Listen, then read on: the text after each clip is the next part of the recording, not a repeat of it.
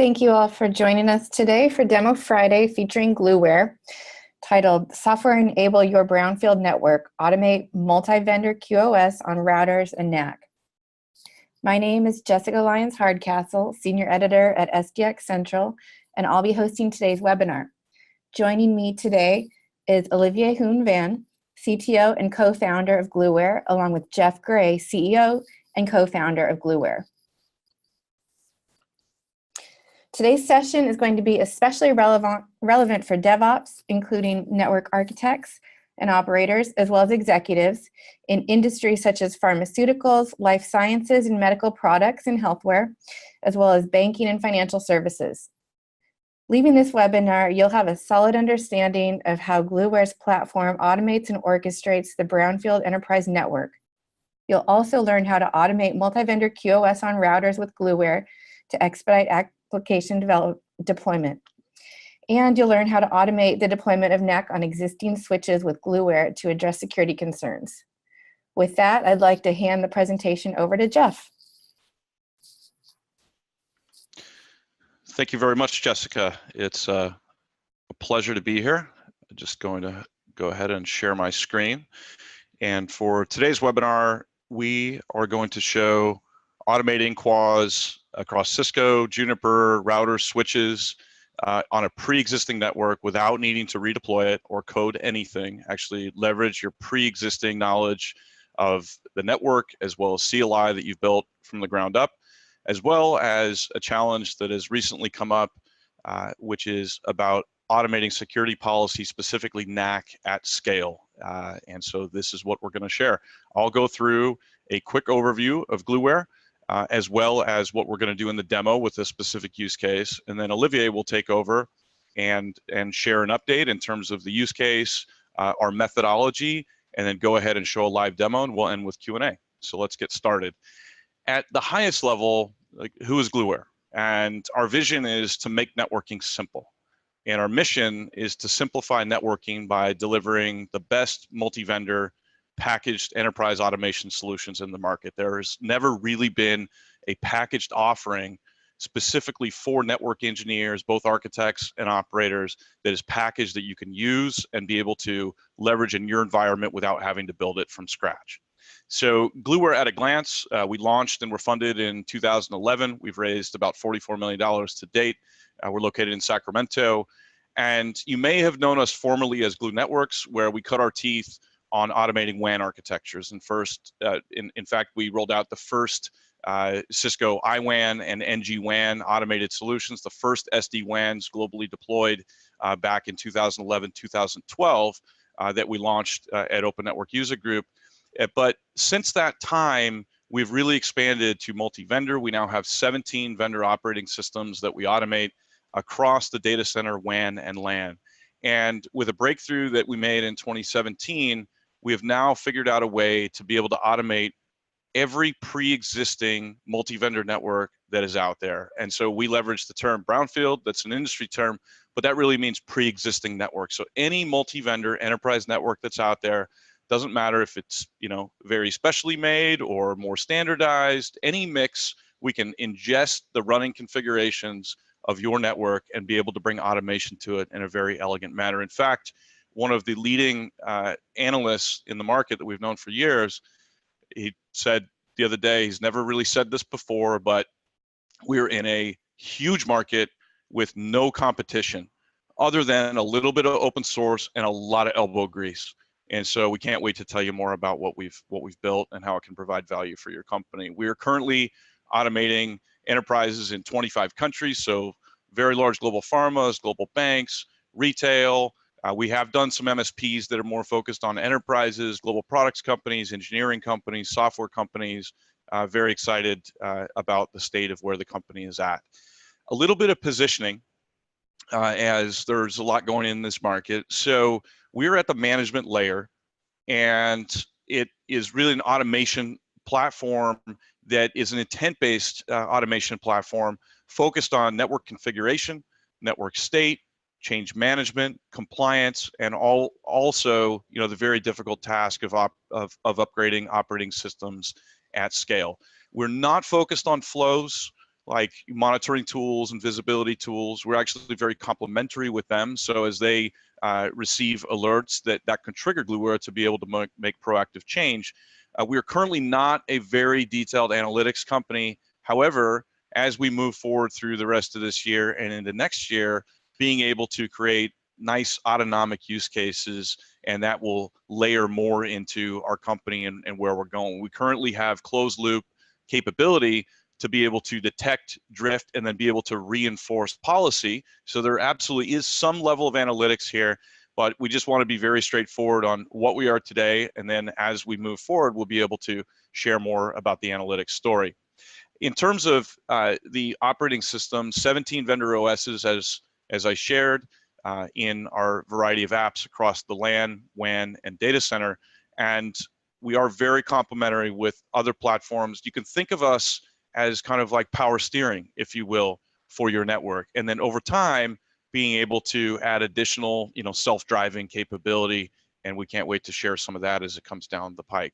Now, why are we building this software? Number one, network complexity continues to skyrocket, and agility and speed and service delivery continues to decline. In the industry, and all of our customers truly are at a deadlock. And this is why we're building this software. The second piece is that today, 95% of network changes are performed manually. That means engineers going in, logging into devices, box by box, CLIing boxes, writing commands.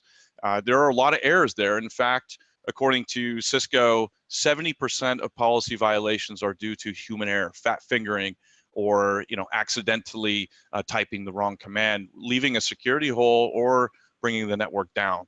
And 75% of OpEx, and Cisco says is a $60 billion annual market, is spent on network visibility and troubleshooting and trying to figure out what's gone wrong. In fact, EMA, we recently got confirmation that they also agreed that 75% of OpEx is spent on troubleshooting. And so the question is why? Why are networks 95% still manual? And we're here to contend that it's a very difficult problem, that enterprise networks have been built up over time. They're very multi-vendor. They've been built up box by box with engineers logging in and writing CLI, multiple vendors deployed over years.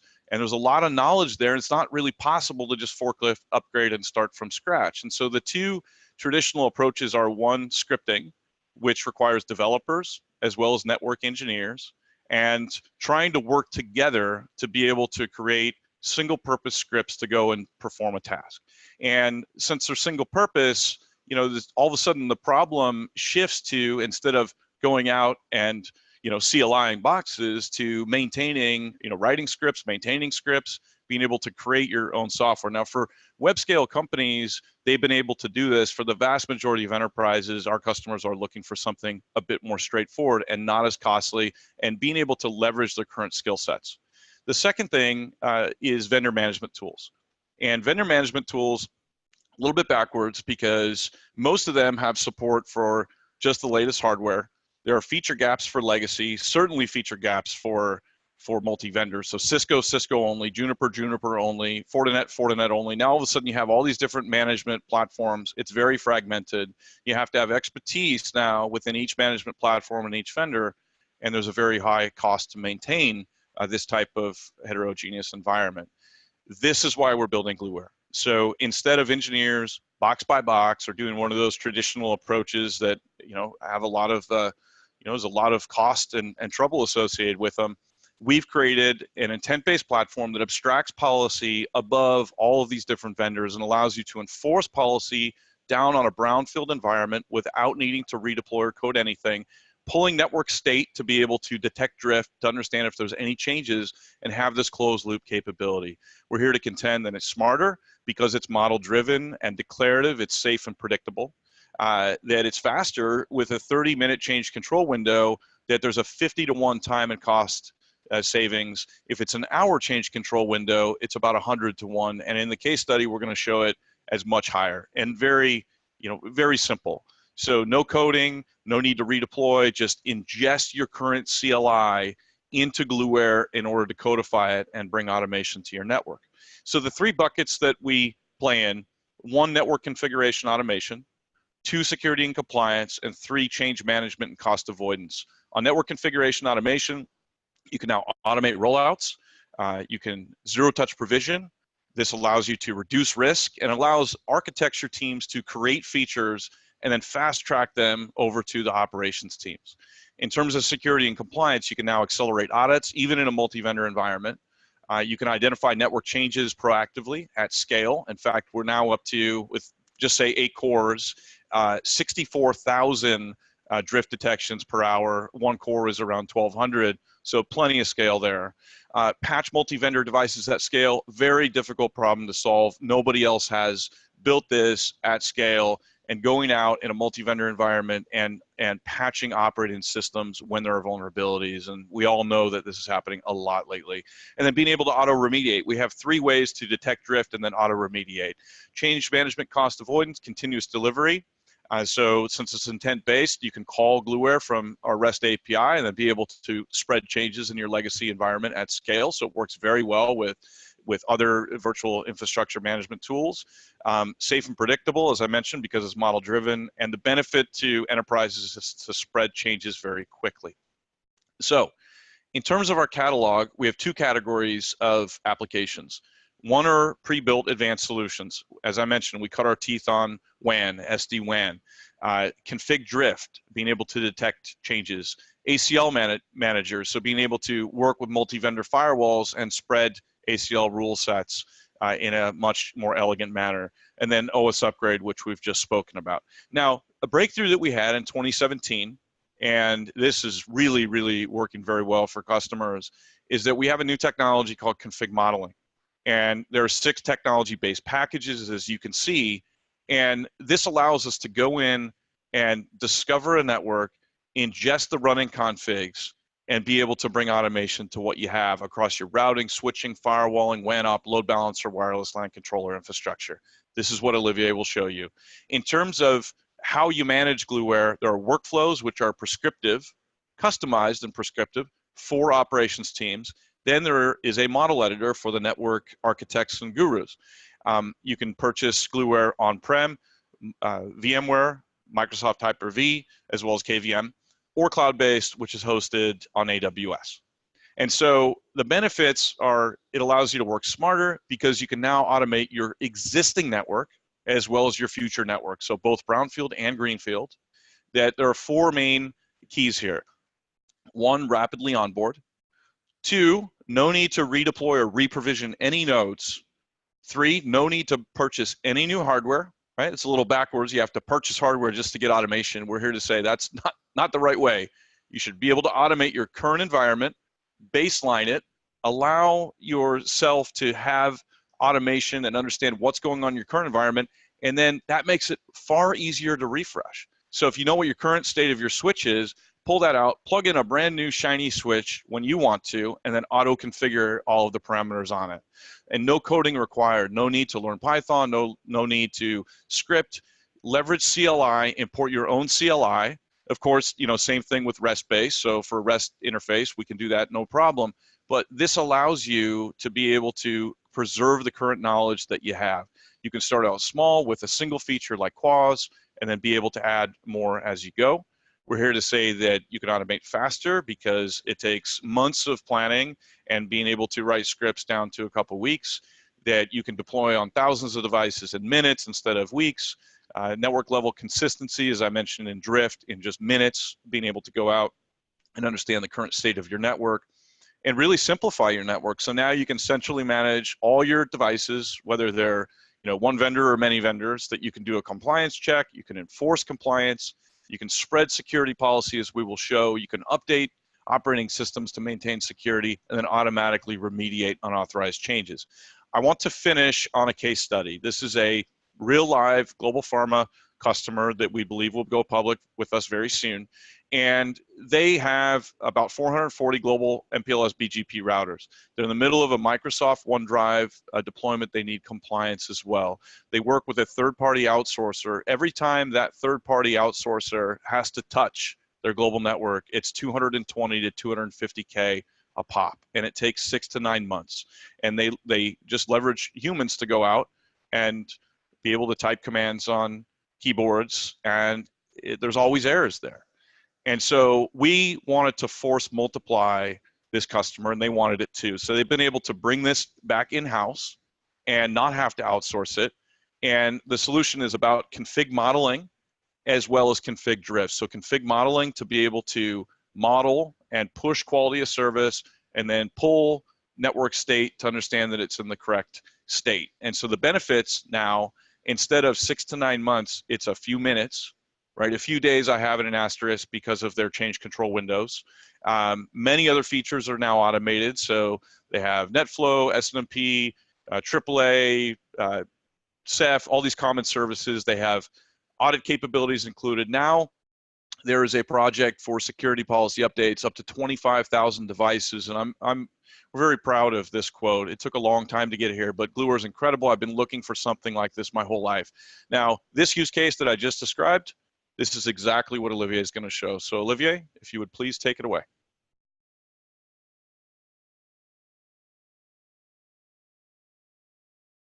Thank you, Jeff.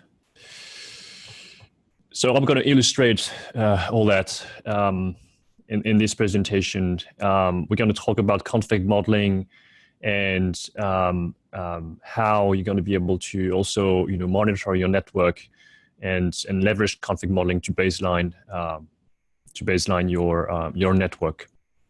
I've got a little use case here where I'm going to deploy two things. So first, like Jeff said, I want to deploy QoS, and I've got a mix of Juniper and Cisco, and I need QoS because the business is rolling out voice and video across the network, and in order for this to be delivered flawlessly, then yes, QoS is required across the board.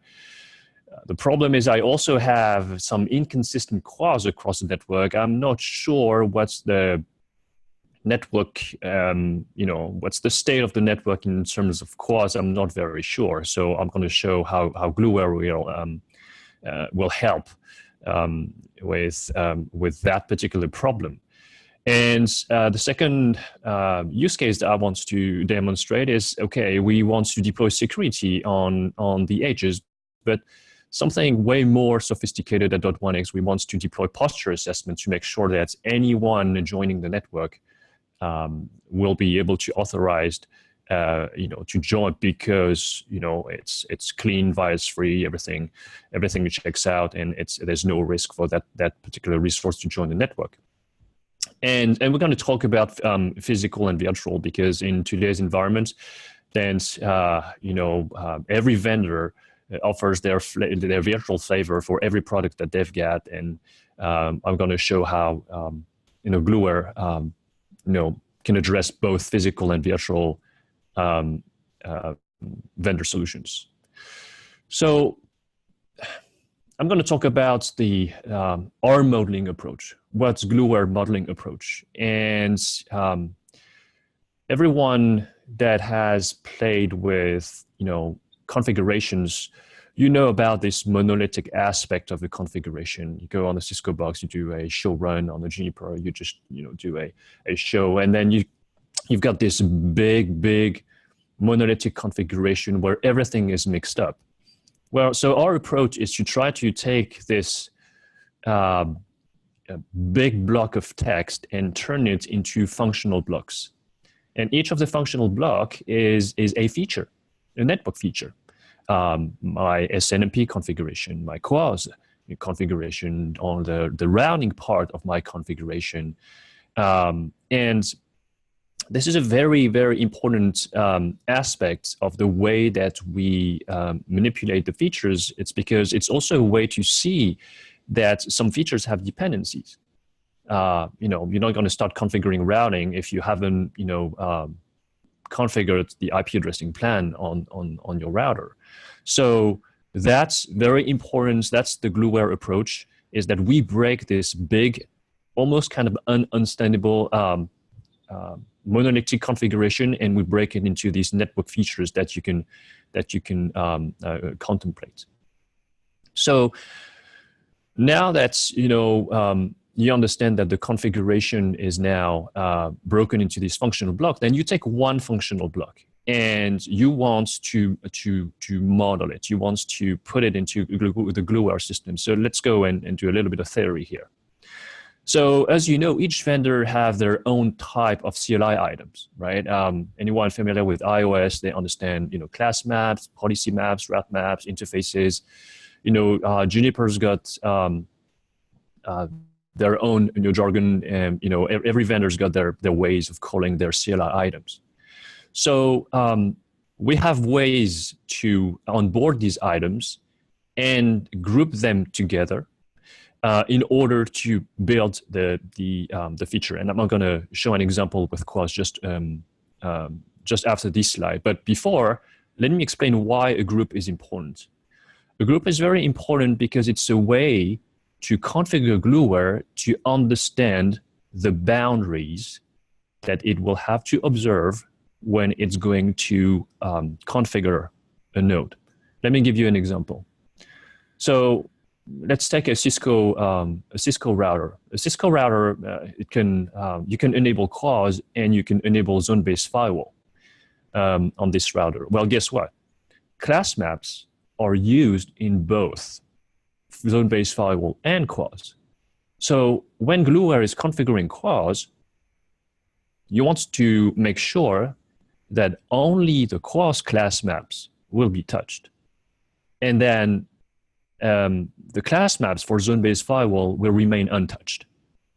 So this is the kind of boundaries that I'm talking about. Another quick example I can give you is take an interface.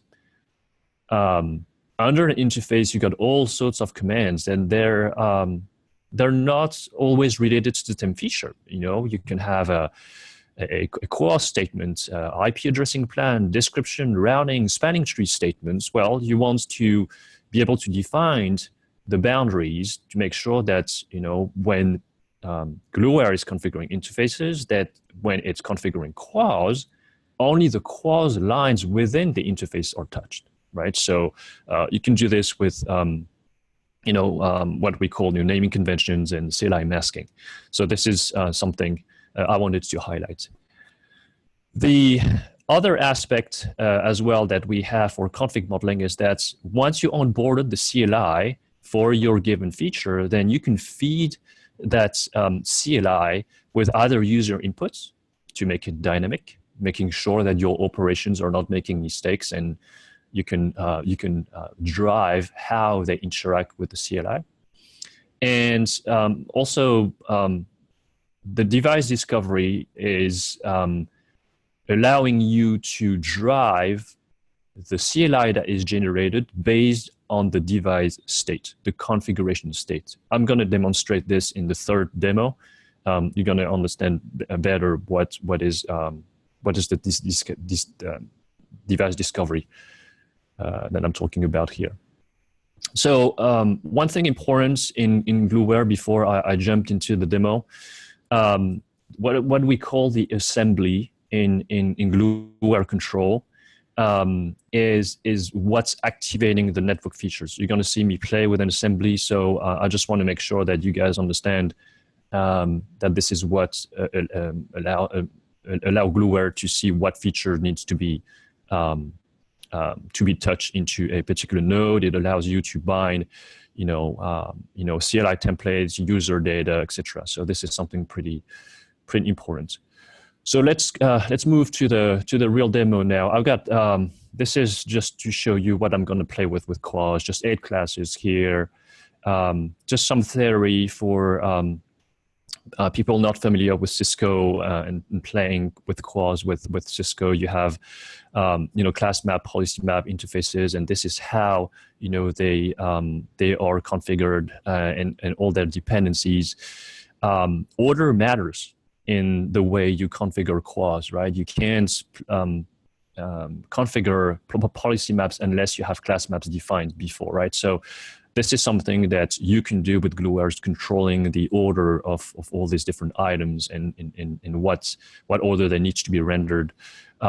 This is the CLI here that I'm gonna ask Gluware to send just give you a couple of seconds just to read what I'm going to send. Now let's go with this Juniper flavor. Juniper flavor is completely different, right? It's using classes of service, forwarding classes, schedulers, etc. Order does not matter with Juniper because Juniper supports transactions, right? So Gluware supports, therefore, the transactions of Juniper, making sure that it understands, committing, rolling back, and this is the CLI that's going to be sent by, Gluware on the Juniper routers. So the network admission control demo that I'm going to show you has something extra that I would like to talk about. So you can you see here, this is what's this was exactly the same way that was for NAC. This will be the global part of the configuration. And here there's one piece that I want to talk about is what we call the switch port map. So in a switch, you got switch ports, loads of switch ports. And what if you want to have a different block of CLI per switch port? And let's be honest, you got 48 ports, you're not going to have 48 different blocks of CLI, but you will be you will be able to identify maybe 3-4 templates, of CLI for your switch ports. The example would be, one where, some ports could be trunks, some other ports could be, access ports, and some will be special ports. Maybe, I don't know, for your access points, for your printers, things like that. So this is what the switch port is all about. It's a way to define a particular block of CLI that is attached to that switch port. And of course, you want consistency. You want to make sure that if you have, a block of CLI for your switch ports, then you can cut it also the same way that you divided your big configuration into these network features, right? Into these functional blocks. So I'm going to show you that in a second, that when I'm going to provision NAC across the switch, then I'll be able to configure each switch port and only the NAC part of the switch port while I'm provisioning the global part of the NAC configuration. And I'm going to add something extra in this demo, which makes NAC very difficult to deploy, is that each block of CLI that you need to send to a switch port depends on the existing configuration of the switch port, in particular the VLAN assignment. And it's different for every access port. So I'm going to show you that there's a way to do this without any coding to be able to deploy a scenario that is as complex as that, right? I don't want NAC on trunks, and I want this on every access switch port with its VLAN configuration taken into account. So here, this is just an example of the NAC configuration that's, the demo will show you. This is just on the left pane, you have just the global lines that's going to be sent onto the box. And on each switch port, these are the lines that's going to be sent on each switch port. And you can see in red, what I highlighted is that you can see the 1, 2, 3 here needs to be in the NAC configuration. But guess what? Gluware is not configuring, that part. Gluware, we don't want Gluware to configure the VLAN management, the VLAN assignments of each switch port. It's already there configured in the switch. We only want the strike-through lines here to be sent. So how are we going to discover the 1, 2, 3? And so you'll see that this is possible to do this without coding, making sure that Gluware is able to discover, the VLAN assignment of each switch port in order to generate, the NAC lines correctly. And think that you would want to do this manually, right? I've got 48 ports. Oh no, wait, I have a chassis, and I've got 384 ports, and of course you have to reproduce this over thousands of switches. So definitely something very difficult to achieve manually. So let's jump to the demo. So like I said earlier, I'm going to produce 3 demos, right? I'm going to show you how I can deploy CORS, and most importantly, baseline CORS and make sure that it stays that way. I'm going to show a quick example of, mixing physical and virtual, devices together. And I'm going to do the NAC demo at the end, the last demo. So let's jump right in the first demo. All right. So let me log in.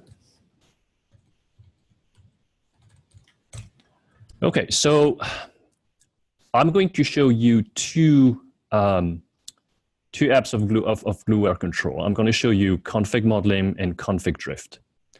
So if I go into config modeling, I'm going to show you here, these are my devices, right? I've got a mix of Cisco and Juniper devices. And for CORS, for instance, if I click on this guy, this is my Cisco router. If you remember, I said that every node's got an assembly. And here, this is how I go and see my assembly. And you can see I've got only one feature here.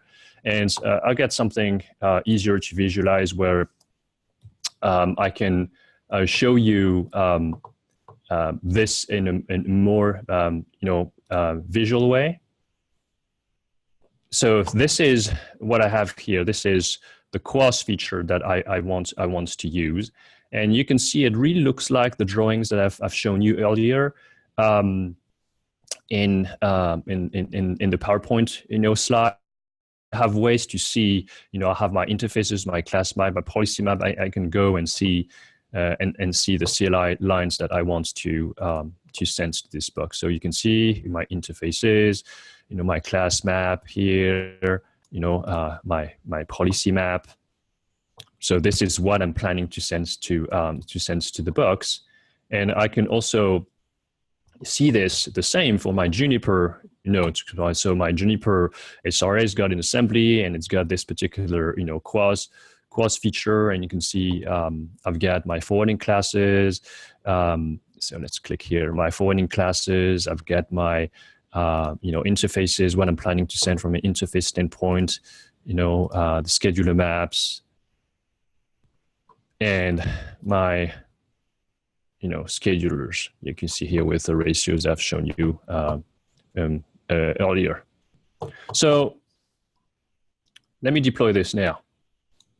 But before we deploy, I want to show you something pretty powerful in Gluware. Is you want to see what's going to happen. You don't want to deploy CORS yet. You want to see, okay, I want to see, Gluware, what you're about to do.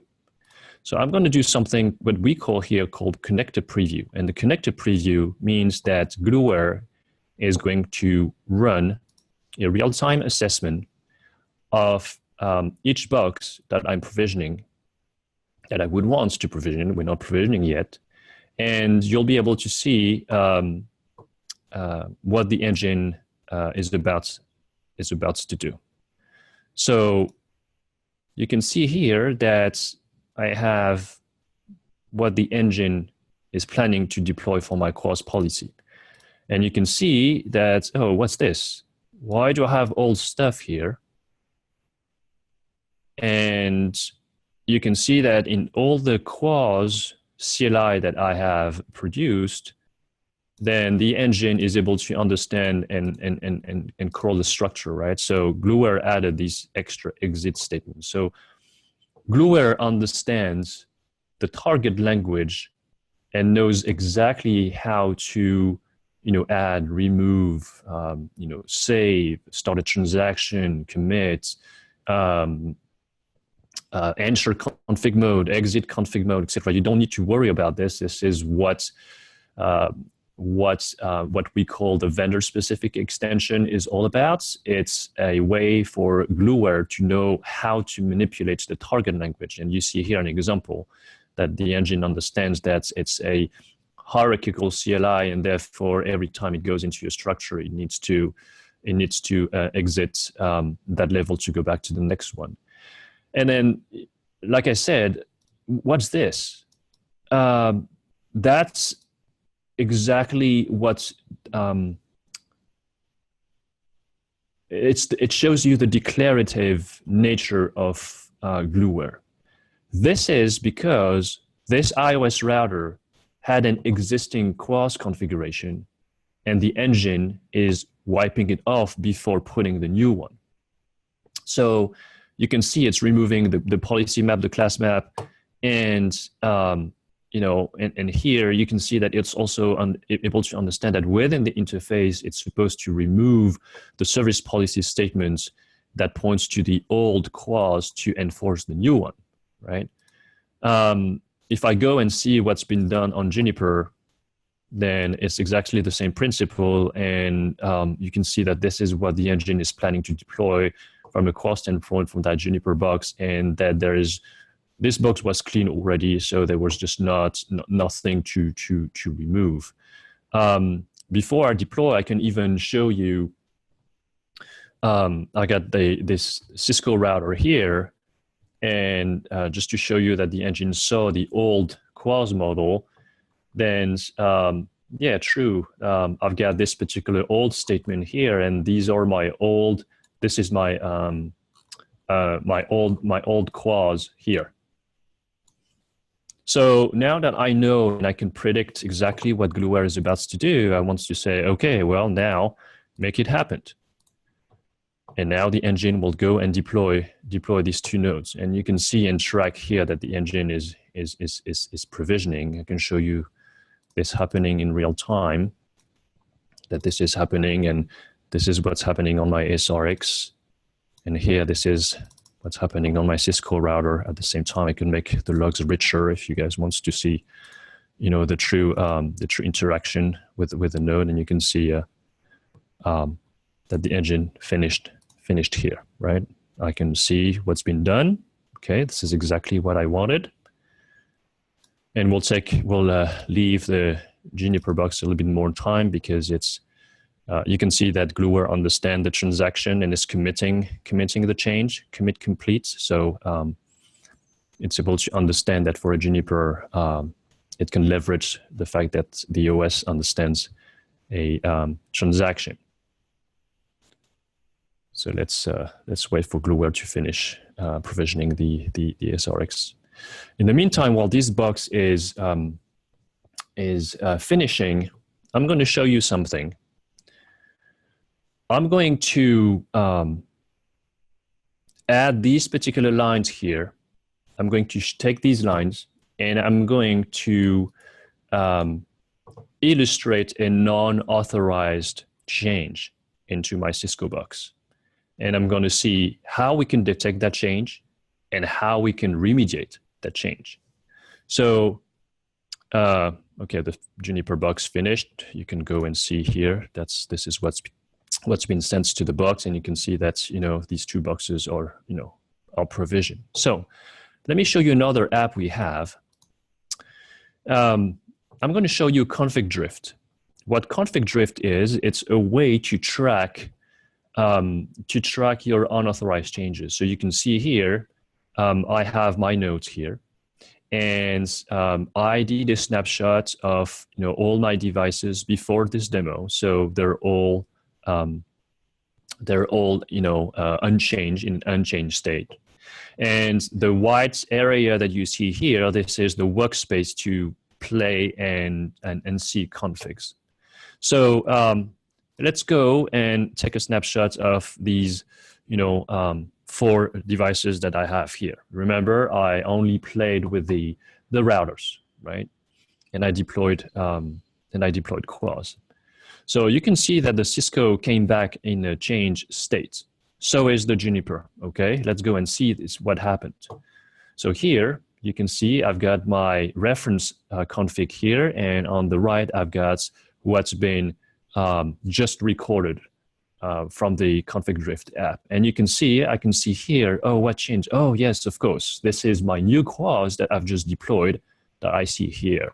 And you can say, okay, well, I want this to be my new baseline.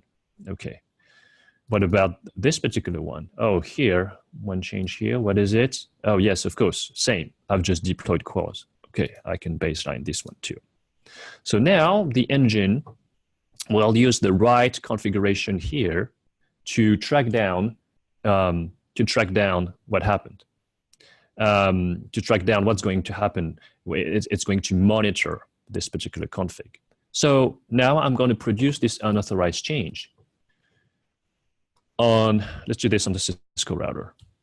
I've got this Cisco router here, and I'm going to severely damage the CORS configuration, dividing the amount of bandwidth for voice by 5 and introducing an unauthorized marking.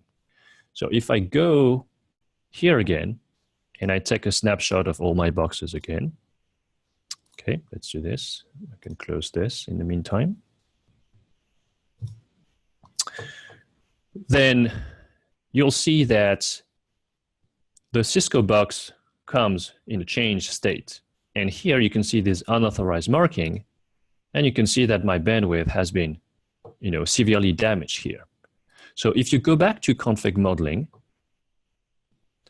then if you remember, Gluware is now in charge of CORS for the devices, right? So if I take the Cisco box that is here, and I want to preview, and of course I'm going to do connected preview, then the engine is going to see what's required to do in order to take the box current state back to the reference CORS model that it is maintaining. And you can see here, and it shows the declarative nature of Gluware. This is what Gluware is planning to do, removing the unauthorized statements and restoring the CORS, the CORS size here for the voice queue. So once you're happy with this, you can say, okay, let's make it happen. So Gluware is now, spreading these changes in the Cisco box. It's currently provisioning. Let's wait for it to finish. Should be pretty quick. Okay, so again, this is what's been produced. If I go back now to config drift, and I want to baseline to see if I'm, to see where I'm at from a, baseline standpoint, then you see that once these changes been spread, then this particular box is back to the reference design. So what we've shown in this first demo is that Gluware is multi-vendor. The declarative approach allows you to only focus on, the design that you want to see on the box. You don't need to understand or assess the pre-existing states of a box for a given config. The preview makes it safe and predictable. You know what's going to happen. And again, this is your CLI that you've just put inside, each feature. So it's your expertise. It's your CLI line, CLI that you played with, that you trusted, that you tested in the lab. So we're not trying to impose a reference design. This is your design. And once these, once the network features are configuring Gluware, then Gluware is very strong in monitoring and baselining, these different nodes for the reference configs that you have. And not only it's able to monitor changes, but because it's got these modeled, features, it's also able to remediate this unauthorized changes. This also means that if you want to spread new changes, then Gluware will take care about day 2, day 3 of your node's life cycle. So if I go now, I want to show you another demo, and I'm going to show how I'm going to introduce a virtual node. So I have my Cisco router that is here, and like I illustrated earlier, it's got an assembly, and the assembly was, included the cross reference that I want us to use. But if I go and see this particular, clause that I have, then you'll see that the interface that is here, then hard-coded. This is hard-coded here, the interface in the clause configuration. Well, guess what? On the CSR, the interfaces are not like that. On the virtual edition of Cisco router called a CSR, this is a single-digit naming convention, where the 4K here is using a 3-digit. So how do I address that problem? So I'm going to show you what we call a routed port map. And a routed port map is here. It's a way to give a name to this particular interface. Well, I'm going to do this. I'm going to create a new one. And my new one that I also want to call this data, I'm going to, oops, can't even type. Ethernet 2, that's the port that I want to be called into my, CSR port map. Now in my CSR port map, I'm going to use what's called a routed port map group, which allow me, let me create one here, that without coding, I'm going to help the engine to decide which one to take. So I've got the 4K one here. I want this to be used on a Cisco box that is from a 4300 family. And the CSR port map, I want this used on a Cisco box where the platform series is a CSR 1000V. And I'm going to call this SDx port map group. Now I just need to go back to the assembly, and I've got a place where I can specify the port map group. The goal is to make this assembly that I already tested available everywhere. So I need to do two things. I'm going to add a CSR.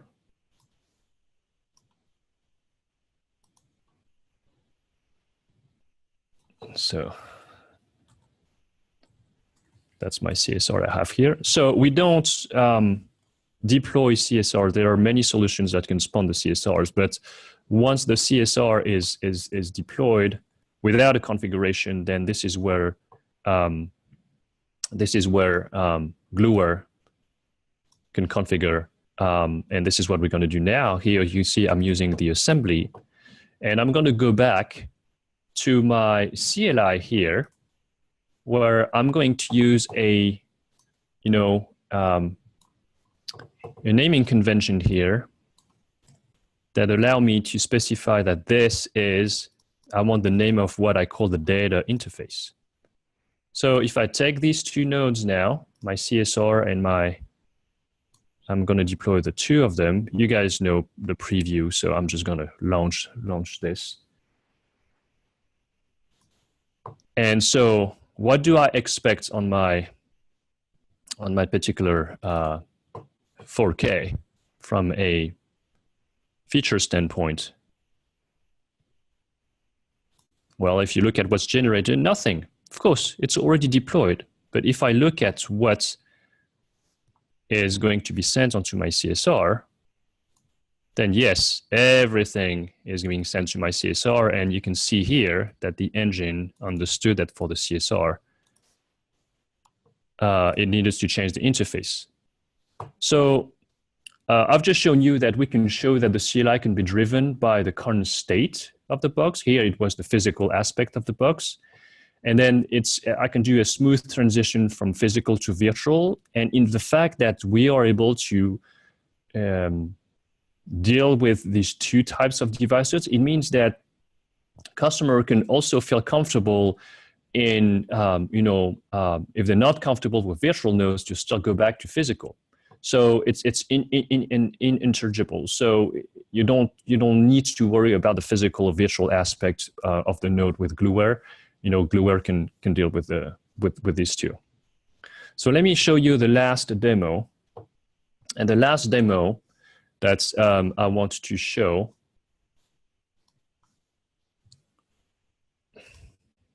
I'm going to show you when I'm doing with NAC. With NAC, with this particular switch that I have here, then you're going to see that I have exactly the same concept item here, where I have my global, my global NAC statements here. But I can show you what I talked about earlier, which is called the switch port map. The switch port map is a way for me to define that for this particular sets of ports that I can define here, I want to use, this particular CLI CLI lines here. And you can see here that I have a way to discover, and you can define this, it's configurable that this is where I want the VLAN access. And the way it's done is each concept here that I'm manipulating, this is where, you can define this in Gluware, is how to teach to Gluware how to find this into the config. This is for .1x, this is for AAA. And by the way, let me show you that, the system can be fed with with either UI or this is JSON here. So it doesn't matter how it's fed to the system. In fact, here, I want to show you this one. This is the CLI line that contains, the VLAN access. This is a regex, that I have here. And you can see that this is whatever the value that's going to be here is going to be put into this VLAN access, line here. And so this is why, you see it here, discover VLAN access. So let me show you this in action. I have my switch here, and I'm going to show you, and on purpose, I only configured only these ports and not the others. So you can see that, 1, 2, 3, these are the different VLAN values and a trunk in the middle. So only port 1, 2, 5, and 6 should be configured. So if I go to my switch node now, and I perform a preview of what's going to happen on this switch, connected preview, then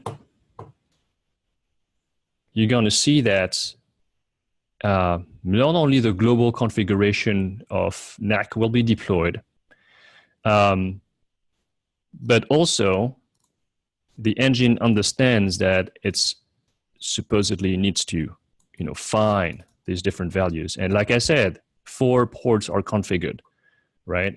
So these are the, the 4 ports configured.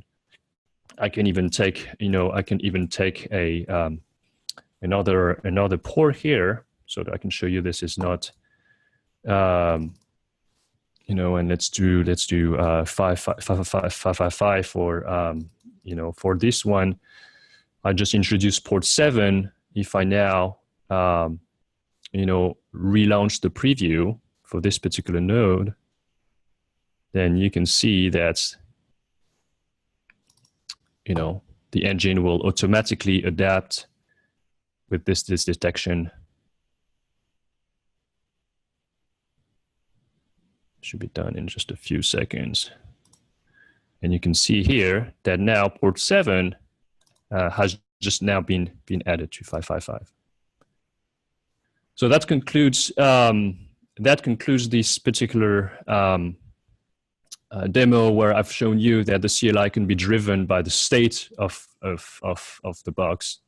And I'd like to conclude very quickly by just saying, what's next then? Well, you've just seen how I'm building these different features and how I am, using an assembly to make sure that I have only the portions that I want configured on each box. Well, what's next is that we have ways to, import, nodes clone nodes, copy nodes, and you can do bulk import of nodes, and you can leverage all the work that you've done now on this assembly to use this assembly across all the other nodes, so you can scale, very quickly. So thanks for listening, and you can visit our website and find all our videos and ebooks, and sales@gluware.com for if you want to try out Gluware, then this is the email for you to use. Great. Well, thank you, Olivier. And it looks like we are out of time, but we have had some questions come in. So what we will do, we'll make the full Q&A available alongside the on-demand recording. And we'd really like to thank all of you for joining us today, and definitely thank you to our fantastic presenters from Gluware for this wonderful Demo Friday. And everybody, have a great day. Thank you all. Thank you.